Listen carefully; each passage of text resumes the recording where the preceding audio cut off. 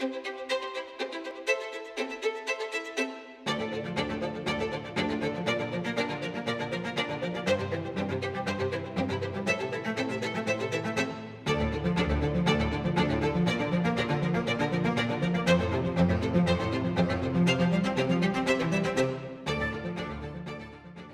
Place represents 6 years of incredible work between Foster's, Brookfield and Concord, London. My name is Grant Brooker. I'm a director of Foster and Partners, with the architects and lead designers for all aspects of this extraordinary project. This is an extraordinary area. Shoreditch, it's the new city. It connects so many different parts of London, and it's a magnet for many different companies. We've been working in this area for almost 30 years, building and developing in and around the city. But right here in this place, with the market buildings, the old Spitalfields Market, which we've rebuilt with Allen & Overy's headquarters, but surrounded by a whole new type of market, trading, an incredible attraction in London. So it's amazing to be here, this close to the city, and building for the first time residential space, really right in this vibrant heart of Shoreditch.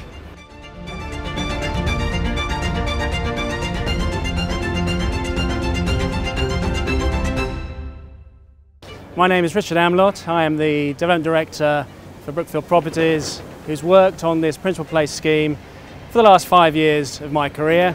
But in truth, the project's taken in excess of 7 years of hard work from our design team and the people who originally envisaged this development right from the beginning. We have behind us the most amazing building, which is occupied by Amazon. They have 5,000 of their employees here now, a complete vote of confidence for both the area, the scale and the quality of the development. It's not just the 5,000 Amazon employees that we have here. We have the vertical community, which consists of 6 really good restaurants, bars which support that, from Camino, which is a Spanish tapas bar, through to the Light Bar and Market, which will be arriving here early 2020, delivering first-class dining for the people that work here, but also the public, and this new part of public realm and space created right on the border of Shoreditch and the city.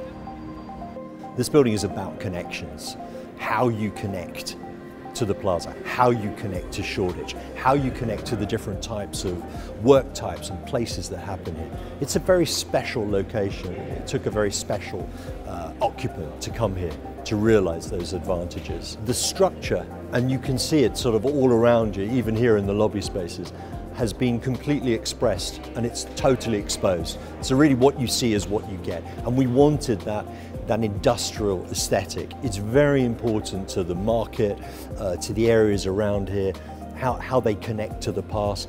And the feeling here was we wanted everything stripped back.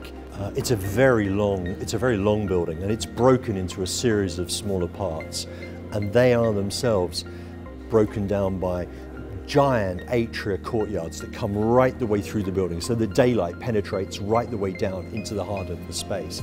And the same here with the lobby. You can almost read it as one continuous slot of very open and accessible space, that bringing daylight through here at ground level, and then at the upper levels with daylight coming down through the courtyards and the atria. The plaza, the step courts, the garden spaces, just the same as this lobby area here. They're all the glue that holds this new sequence of buildings together. It makes it a very special new district, a small place in itself within Shoreditch. The contrast between the two buildings is really important. On one side, you have the much heavier matte metal with its heavily expressed structure and shades of the office building. And on the other side, the much lighter, more finer grain and texture of the residential tower. But the two languages, in their shading and their profiles, the use of glass, they talk to one another, so they're related.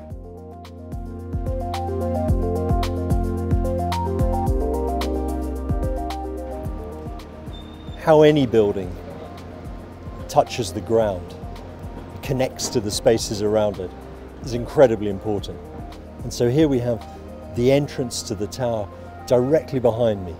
And the scale, the generosity, the transparency of that place with its curved glass corners, essential aspects of the design. The lobby in any building it's a really important part of the address.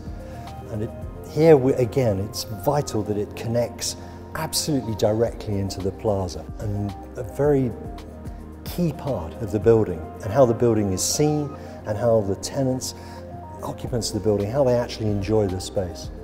So one part of that is how we brought all the amenity spaces of the building to a floor just above the lobby, so they're really part of the plaza too. So we have the pool, the bar, the gymnasium, properly connected to the surroundings.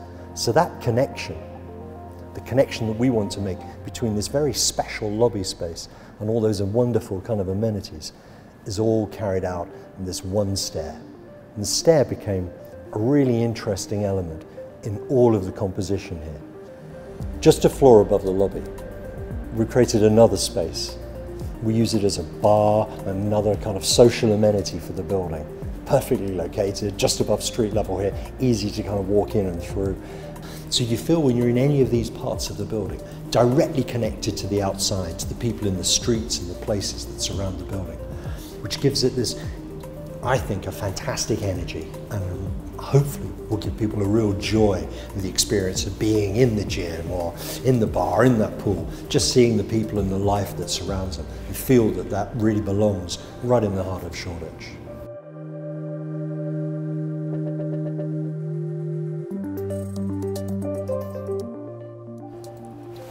It was an extraordinary opportunity for us to be invited by the client to actually design not just the entire complex, but to be able to design the interiors. And that gave us the opportunity to create what we felt would be a contemporary home in the middle of the city. The setting gives you London. You couldn't see more than you see from the windows of these apartment buildings. So the detailing, the feel, the generosity of the island spaces, for us reflect what a kind of a calm, urban, sophisticated setting should be. And that's really what we've tried to realise throughout all of the interiors of the building. Ronnie and I have worked together on this project for the last 6 years or so, and Ronnie and his team have been responsible for the absolute detailed evolution and delivery of every aspect of this building. The project was designed inside out, and looking at the aspect of the details we put and all the effort we've done on the project to maximize the floor plate efficiency, we have managed to give every apartment a panoramic view. So if you walk to any single apartment, we don't have any mullion to interrupt those views. So in order to give high floor plate efficiency, we have designed everything with great care, so all the wardrobes end up being flush with the walls. We have a strict tolerance which is around 1 to 2 millimeters, and we were maintaining this on site. Our kitchens and our flooring materials were selected carefully, so we have 2 palettes for each of the apartments. We have the light and the dark, which we call the champagne and the caviar. On the selection of the dark palette for the dark kitchens, we had to go for copper at the beginning, backsplash, but then given how the copper reacts with time, we couldn't select the material itself, so we had to go into a new research which took a lot of time, around a year, to find stainless steel, colored stainless steel, where the pigments go all the way through the material itself to cover that, so in case you scratch it, it stays, to give the same effect and to maintain the design intent we were after.